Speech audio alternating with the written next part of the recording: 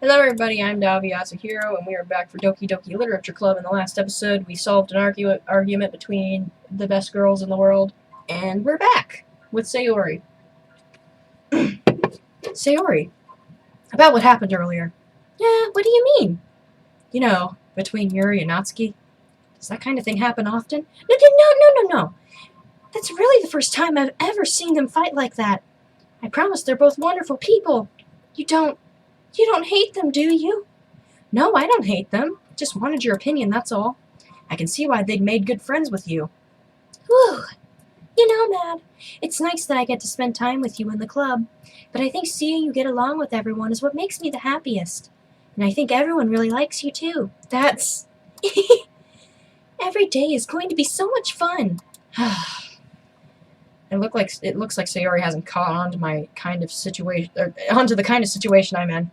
Sure, being friends with everyone is nice, but does it really need to stop there? I'm going to become a whore by the end of this. A man whore. We'll just have to see what the future holds, Sayori. I pat Sayori on the shoulder. I said that more to myself than to her, but it's easy to use Sayori as an internal monologue sometimes. Okay. Yeah, let's do this. Alright. Oh, fucking lust. Cage. Let's make you say Yuri. Let's make Yuri happy. Misery. Your misery? Melancholy. Fireworks. Fester. Strawberry. Eternity. Graveyard. Whistle. Loud. Infinite. Anime. Hell yeah. Well, isn't that a tragedy? Oh, the sexual pleasure. Destiny. Crimson. Nibble. Uncontrollable. Memories. Question everything. Another day passes and it's time for the club meeting already. I've gotten a little more comfortable here over the past couple of days. Entering the club room, the usual scene greets me. Hi, Mad. Yo, Sayori. Jesus, he's a lot more confident. Looks like you're in a good mood today. I'm just still not used to you being in the club, that's all. I see. That's a pretty simple thing to get you into a good mood. But I guess it's always the simple things with you anyway. Speaking of which, I'm kinda hungry. Will you come with me to buy a snack? No thanks. That's not like you at all. I have my reasons. Why don't we take a look at your purse, Sayori? Why that all of a sudden? No reason, really. I just wanted to look at it. Sayori nervously retrieves her coin purse. She fumbles with the latch and gets it open. Then she turns it upside down and lets its contents spill onto the desk. Only 2 small coins fall out. I knew it. I can see right through you, Sayori. That's not fair. How did you even know? It's simple. If you had enough money in the first place, you would have brought a snack before coming into the club room. Bought a snack, probably, is what it said. So either you're not hungry and wanted an excuse to take a walk, or you plan to conveniently forget that you spent all of your money, so I would lend you some. But there's one more thing. You're always hungry! And so, that only leaves the one option. Oh, I give up. Don't make me feel guilty. If you feel guilty, that means you deserve to feel guilty. Yuri suddenly giggles. I didn't notice that she was listening in. Her face is in her book, as always.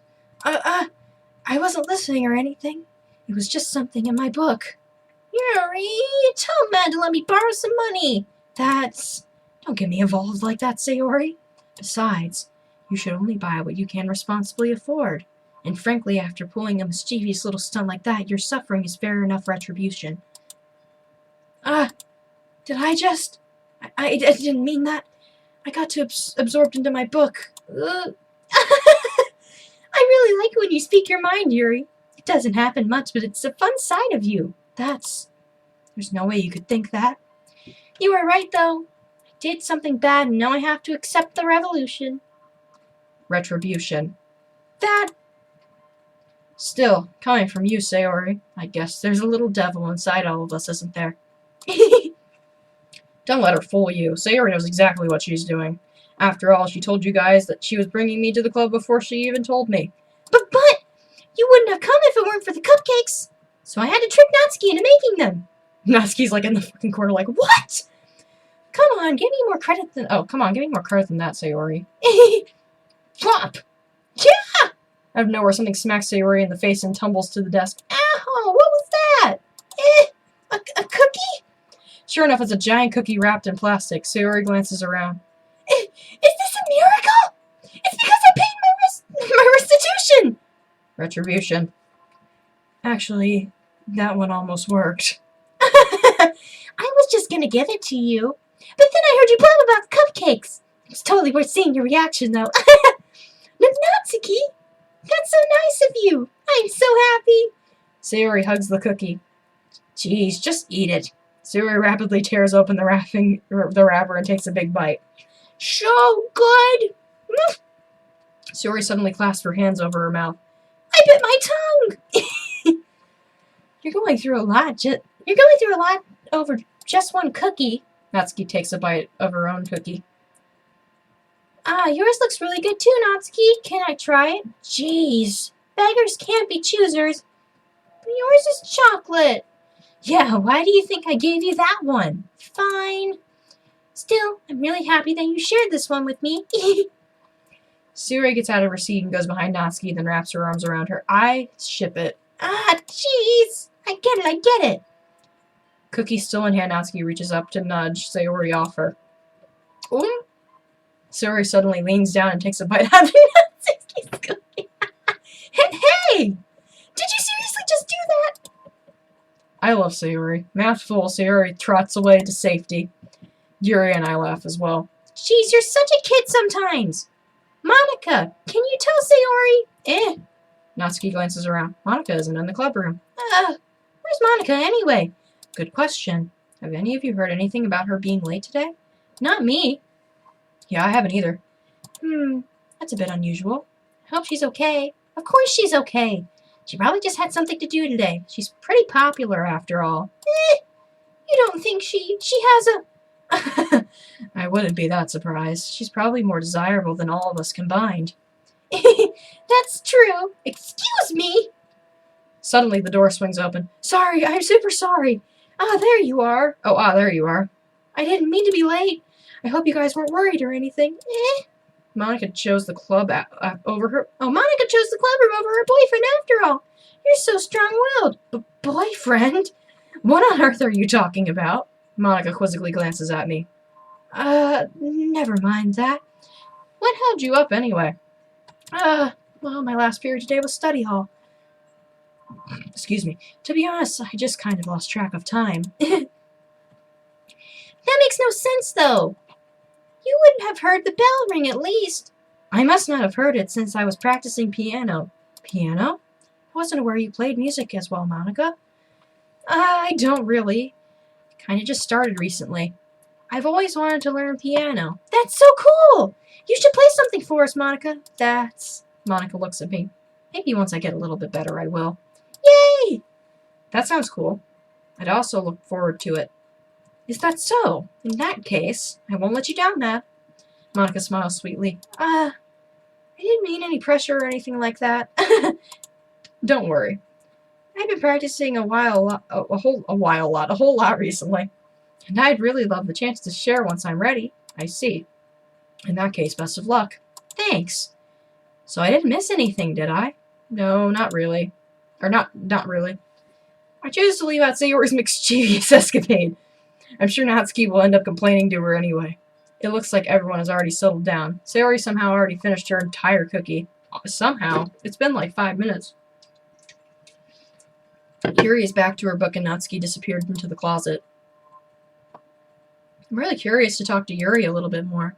The game's like, you've been spending too much time with Natsuki. You gotta go talk to Yuri. But at the same time, I feel bad for distracting her from her reading. I catch a glimpse of the cover of her book. It looks like the same book she lent to me. More than that, she seems to be on the first few pages. Crap.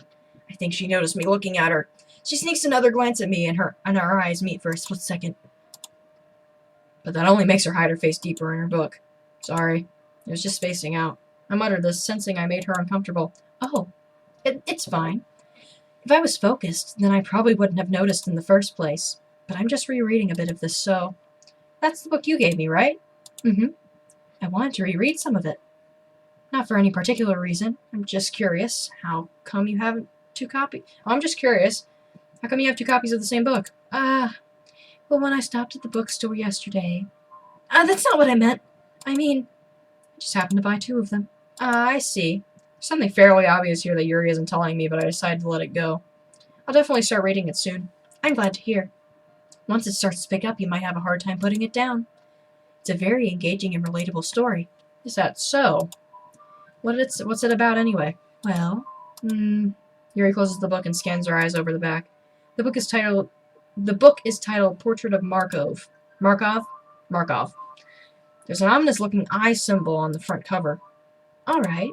Just wanted to make sure I didn't accidentally give anything away. Basically, it's about this girl in high school who moves in with her long-lost younger sister. But as soon as she does so, her life gets really strange. She gets targeted by these people who escaped from a human experiment prison. Oh my god, I would love this book.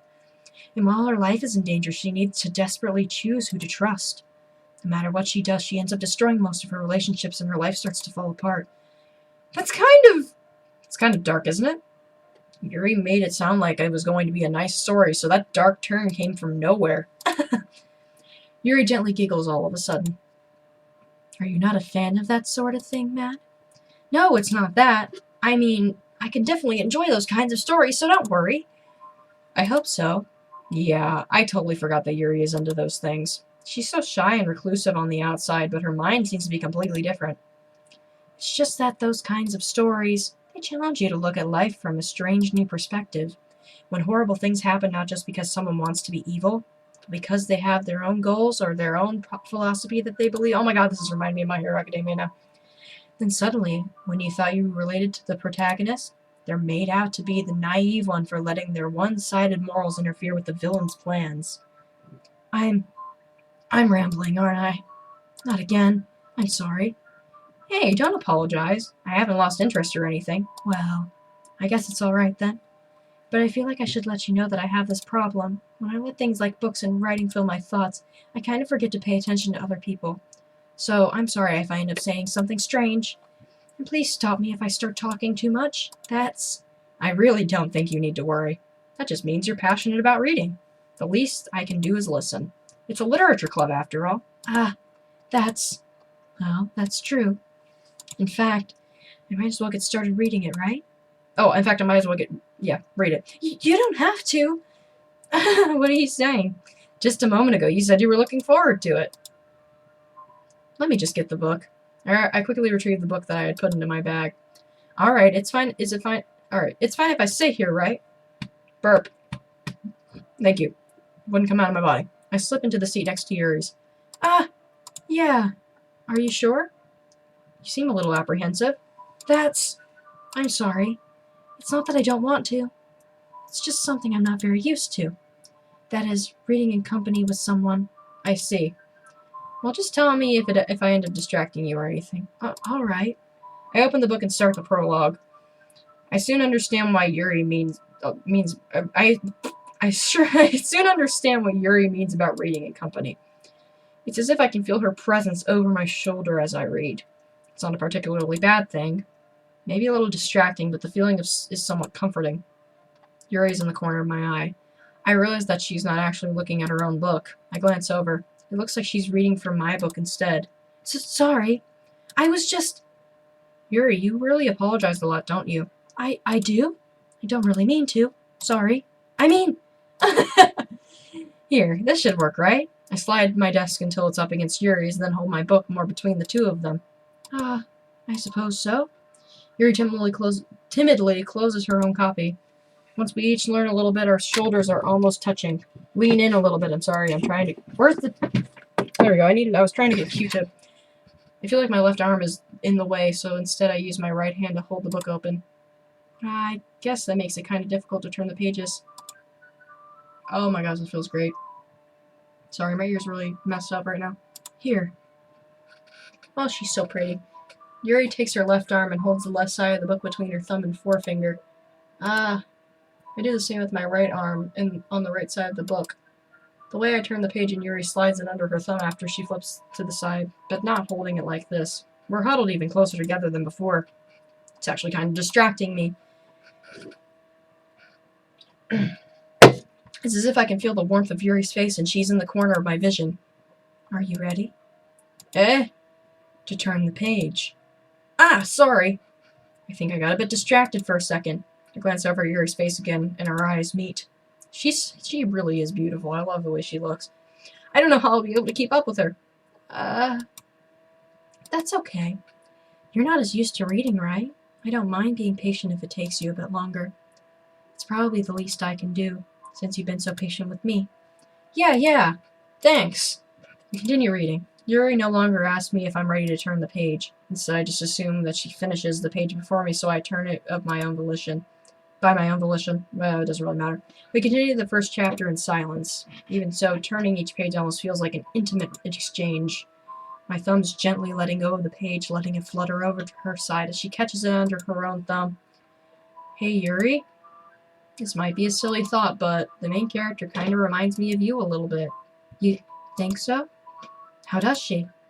Well, I guess she's more blunt in a lot of ways, but she also second-guesses all the things that she says and does. Like she's afraid she'll do something wrong. It's not like I can see into your head or anything, but they're kind of reminiscent of some of your mannerisms. I see. Yuri remains silent for a moment, but Nad, that's probably a terrible thing to have in common with her. Oh, that's so embarrassing that you think that. But wait! I didn't mean that in a bad way or anything. Sorry, I really didn't know you were self-conscious about that sort of thing. I guess I more meant that it's kind of cute. What are you saying all of a sudden? Okay, everyone. I think it's about time we share today's poems with each other. We might not have enough time if we wait too long. Yuri exhales, spared from finishing her thought. Isn't that alright, Yuri? You look kind of down. I'm sorry if you haven't been looking forward to this. It's not. It's fine. Yuri releases her hand from the book, causing it to close on top of my thumb. Alright. I guess I'll do some more reading tonight. Or would you prefer I only read it with you? I guess I don't have too much of a preference either way. In that case, I'll read a little more tonight. It'll be more fun to read with you after it picks up a bit, you know? That's a good reasoning. In that case, feel free to finish the first 2 chapters in your own time. Alright. I stand up. I make a mental note of where I left off from the book, then slip it back into my bag, or do it like a normal person and just bend the page to have your bookmark if you don't have a bookmark. Okay. We're gonna do Yuri first, because we've been with her all day. Let's see what you've written for today. Yuri stares at the poem with a surprised expression on her face. Do you like it? Matt, how did you pick up on this so quickly? Just yesterday I was telling you the kind of techniques worth practicing. Maybe that's why. You did a good job explaining. I really wanted to try giving him more imagery. Yuri visibly swallows. Even her hands appear sweaty. I'm not used to this. Used to what? I don't know. It's fine. Take your time. Yuri breathes and collects her thoughts. I know that Yuri likes to think before she speaks, so I offer that patience to her. Yeah. Just being appreciated like this, I guess. It probably sounds really stupid, but seeing someone motivated by my writing, it just makes me really happy. Are you saying you've never shared your writing before? Yuri nods. Really? I don't believe it. I really only write for myself, and besides, people would just laugh at me. Do you really think that? Again, Yuri nods. Huh. Even your close friends? Yuri doesn't respond to that. I wonder why. Anyway, do you want to share the poem you wrote today? Yeah, I do. If it's with you. The raccoon. It happened in the dead of night while I was slicing bread for a guilty snack. I mean, honestly, from all the midnight snacks I've had, that is not guilty. My attention was caught by this, scuttering, I think that says scuttering, of a raccoon outside my window. That was, I believe, the first time I noticed my strange tendencies as an unordinary human. I gave the raccoon a piece of bread, my subconscious well aware of the consequences. well aware that the raccoon that is fed will always come back for more. The enticing beauty of my cutting knife was the symptom. The bread, my hungry curiosity. The raccoon, an age, I think that says? I don't know. Whatever. The moon increments its phase, and reflects that much more light off my cutting knife. The very same light that glistens in the eyes of my raccoon friend. I slice the bread, fresh and soft. The raccoon becomes excited. Or perhaps I'm merely projecting my emotions onto this newly satisfied animal. The raccoon has taken to following me. You could say that we've gotten quite used to each other. The raccoon becomes hungry more and more frequently, so my bread is always handy. Every time I brandish my cutting knife, the raccoon shows me its excitement. A rush of blood, classic Pavol, I don't fucking know that. I can't, I'd be able to spell it out if, I could read it better, but I don't know if that. Conditioning, I slice the bread as I feed myself again. It was a little more daring with this one than yesterday's. I was a little more daring than this one this time. I can see that. It's a lot more I'm so funny. Is it 10 now? 10:32. I don't know if it's my fault, but I can begin to imagine what this poem is about. That's right. It's a bit closer to my preferred writing style, using the poem as a canvas to express vivid imagery and conveying emotions through them. Yeah, if I take it at face value, then I can't even figure out what it's supposed to mean. Well, I think it's something that different people can relate to in their own way. I wanted to express the way it feels for me to indulge in my more unusual hobbies. It's those sort of things I'm usually forced to keep to myself, so I sometimes enjoy writing about them. Why do you keep them to yourself? Because they're embarrassing, and people would make fun of me. Don't you have anything like that, Matt? Well, yeah, I guess I do. I feel like everyone else has something like that. The best we can do is respect each other in our individualities. I think that's what it said. Even if it's difficult sometimes and some things make us uncomfortable. After all, if I hadn't learned to embrace my own weirdness, I would probably hate myself. I might be ranting a little bit now, but I'm glad that you're a good listener. Okay, Sayori. We're just gonna do them in order. Oh, I like this one, Matt. It has some nice feelings in it. I'm glad. Still, though, your tone makes it sound like you liked yesterday's poem better. I guess you got me. Sometimes you know me a little too well for my own good. I don't just try to be nice about it. If I'm doing a bad job, then I'd rather just hear it. No. I still like this one, I promise. You don't know. You know I wouldn't lie to you, Matt. Never ever. Yeah, I guess so. What made yesterday's poem so great compared to this one, then? Well, I'm not very good at figuring out if poems are good or bad, but that's why I just go by my heart. If it makes me feel things, then it must be a good poem. I'm not sure that's exactly how it works. Then again, I guess conveying feelings is a pretty important part of this whole thing. Yeah, maybe. Honestly, I don't even know what kind of writing you like in the first place. Yeah, me neither. Why don't you at least try giving it some thought? Aw, you want to write something for me? That's so sweet. Yeah, right. But you're always thinking about other people. That was me still talking. I thought it was Sayori. You need to think about yourself once in a while.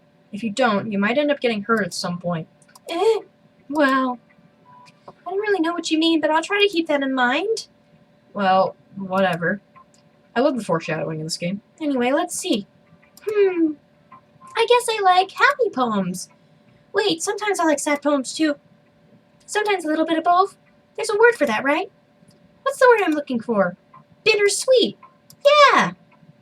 I like things that are happy and things that are sad. Happy and sad? I can't see you liking something sad, Sayori. Well, I like happy the most, but sometimes when you have a little rain cloud in your head, a sad poem can help give that rain cloud a little hug and make a nice happy rainbow. Sayori, that's unexpectedly poetic. It is? Maybe I'm just getting better at expressing my feelings after all. Thanks, Matt. I should go write that down then. So you can read my poem now, okay? Bottles. I puff off my scalp like a lid of a cookie jar. It's the secret place where I keep all my dreams, little balls of sunshine all rubbing together like a bundle of kittens. I reach inside with my thumb and forefinger and pluck one out. It's warm and tingly, but there's no time to waste. I put it in a bottle to keep it safe, and I put the bottle on the shelf with all the other bottles. Happy thoughts, happy thoughts, happy thoughts in a bottle, all in a row. My collection makes me lots of friends, each bottle a starlight to make amends. Sometimes my friends feel a certain way. Down comes a bottle to save the day. Night after night, more dreams. Friend after friend, more bottles. Deeper and deeper my fingers go. Like exploring a dark cave, discovering the secrets hiding in the nooks and crannies. Digging and digging. Scraping and scraping. I blow the dust off my bottle caps. It doesn't feel like time elapsed. My empty shelf could use some more. My friends look through my locked front door. Finally, all alone, I open up and come to my friends. And in come my friends. In they come in such a hurry. Do they want my bottles that much? I frantically pull them from the shelf, one after the other, holding them out to each and every friend, each and every bottle, but every time I let one go, it shatters against the tile between my feet. Happy thoughts, happy thoughts, happy thoughts and shards all over the floor. They were supposed to be for my friends who aren't smiling. They're all shouting, pleading, something. But all I hear is echo, echo, echo, echo, echo inside my head. I love that foreshadowing. Holy crap! Sayori, did you really write this? Of course I did. Didn't I tell you yesterday that I was gonna write the best poem ever? Yeah, but I didn't expect something like this coming from you. Monica taught me a whole lot, and I've been really in touch with my feelings recently. I see that. It's almost kind of creepy. Creepy? Well, not exactly. Maybe because I'm so used to being cheerful. You being cheerful, I'm guessing that's what it said. Well, never mind. I'm thinking too hard about it. The point is, it came out good, so you should be proud of it. Oh, thanks. I feel like I was meant to express myself this way. It even helps me understand my own feelings a little bit better. Writing is like magic.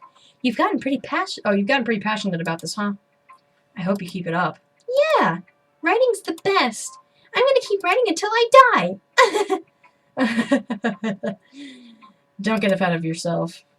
Sayori's always had a habit of getting obsessed with something before dropping it in no more than a week later. I get that. I wonder if this is one of those times.